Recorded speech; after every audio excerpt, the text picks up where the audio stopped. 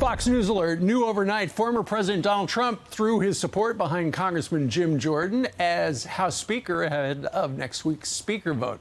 Trump saying in part, quote, "Jordan will be a great Speaker of the House and has my complete and total endorsement."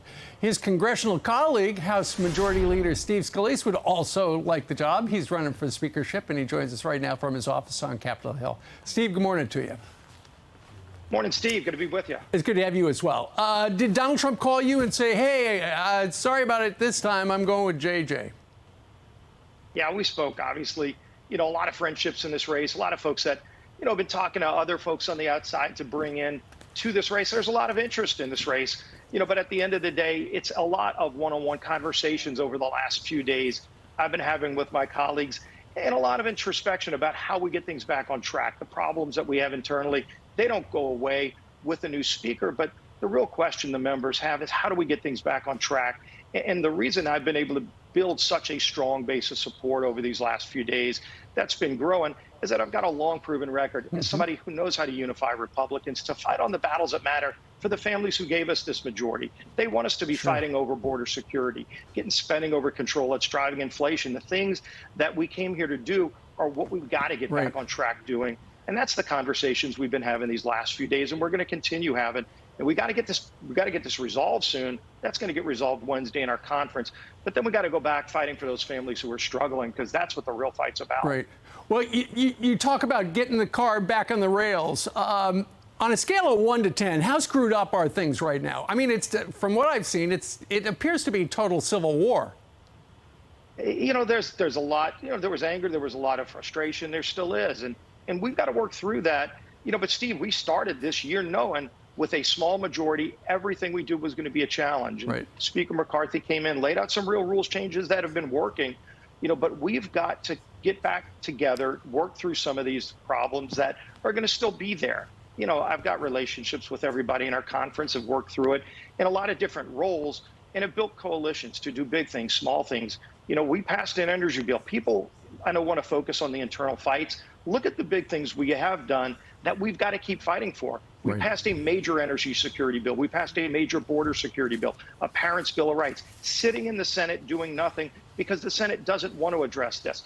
Day one, Speaker Steve Scalise, you will see challenge President Biden to sit down and start talking about the crisis at the border that everybody in America knows is a major, major problem that he doesn't want to solve, or the Senate doesn't want to solve. But you know what? Democrat mayors are now talking about this problem.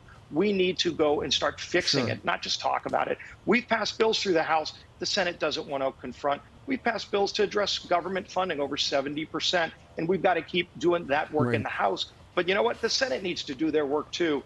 And as much as everybody wants to talk about the House, it's time they talk about what the Senate and the president are not doing, because those problems need to be addressed by all of us. And so we're going to come together as a House. They're scared to death, by the way, of us coming to the House under my guidance as Speaker to go and get in this fight again. Because once we're back in this fight, the country is already there. They're ready to solve these problems. They're the ones struggling every day that we need to go back fighting for. But the president's got to be in this fight too.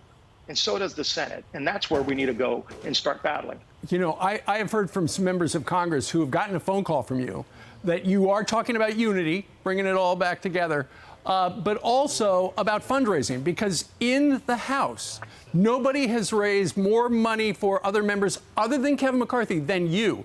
And I was looking at, I think it was Punch Bowl News this morning. In the last 10 years, you have raised $170 million for Republicans.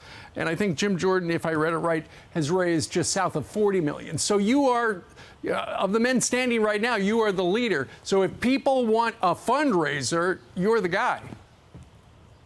Look, there's a lot of things you have to do as Speaker to number one, hold a majority, but to continue to go win more seats. I mean, we need to go be battling all across this country. We've got members in really tough districts that even Joe Biden won that we need to hold, but then grow in districts that we didn't win last year that we can win next year.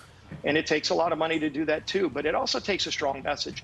It takes the ability to go out and fight and let people know what the fight's about, that we're fighting for those families who are struggling, who sent us here to battle for them. We've got to get our internal House back in order, and we're going to do that. We're going to do that Wednesday, but then we've got to go back and let people know the fight in the Senate and in the White House, they don't want to engage in this fight, and we're going to force them to. We have to get that border under control, to get spending under control, to lower costs for families. Those problems don't go away. And we're going to be in that fight, and I'm going to lead that fight as the next speaker. Steve, speaking of fights, I know that you were having a personal fight. You were diagnosed with multiple myeloma a while back. You're going through treatment right now. I've heard some people say, maybe he's not healthy enough. We had a conversation during the commercial preceding this. It sounds like your treatment is going well. Yeah, thank God they caught it early. I have a great team of doctors, the best in the world, and they were able to put me on some drugs really quickly. I mean, it's a blood cancer. There's other forms of cancer too, but there were really good treatments available, and we got on quickly, aggressively. Right. And then my doctors weeks ago looked and said, it's going phenomenally well. You're ready to go back to work and get in the fight. If the doctors didn't sign off, I wouldn't be doing this. So they've cleared you. They've cleared you. They said you're okay. With me. They said, you're ready to go back in the fight. Look, I've been through tougher fights. You saw me when I was in the hospital. I did. Almost didn't make it through in 2017 after the shooting. And by the way, President Trump was right there, lifting my family up at the lowest times. People don't even see that side of him, how wonderful he was at my lowest moments in 2017. They didn't know if I would make it through those days. I did. I'm a fighter. Look, I've been proven through a lot of battles. God's given me a lot of strength. I've asked God for a lot. He's delivered. But there's families that are struggling every single day. We're going to lose 150 more young people today from opioids because of the open southern border. The president doesn't want to confront that challenge. We as House Republicans do. We've passed bills to do it. The action needs to happen in the White House and the Senate. We need to continue fighting in the House to go and fight for the things that we've passed through the House already and keep passing more bills, but put more pressure in the places where it's not. But we got to come together first. I get that. We're working through that the last few days, the days ahead. I'm going to continue having those conversations. The conversations are going well. We've got to come together, though. And then the other folks in Washington need to confront the same problems we're confronting and go, not talk about them, go do them with us. We're going to lay out a plan. We're going to be very aggressive. That's why I'm running for speaker, and that's why I'm getting wide support throughout every element of our conference. Right. But we got a lot of work to do. I'm ready to do this job. I've got the background to do this job. But, there's a lot of people struggling in this country that are counting on us. We got to go back to work for them. And that's where our members have been in these conversations I've had with them. Steve Scalise, Majority Leader. Sir, thank you very much for joining us live. I'm Steve Doocy. I'm Brian Kilmeade. And I'm Ainsley Earhart. And click here to subscribe to the Fox News YouTube page to catch our hottest interviews and most compelling analysis.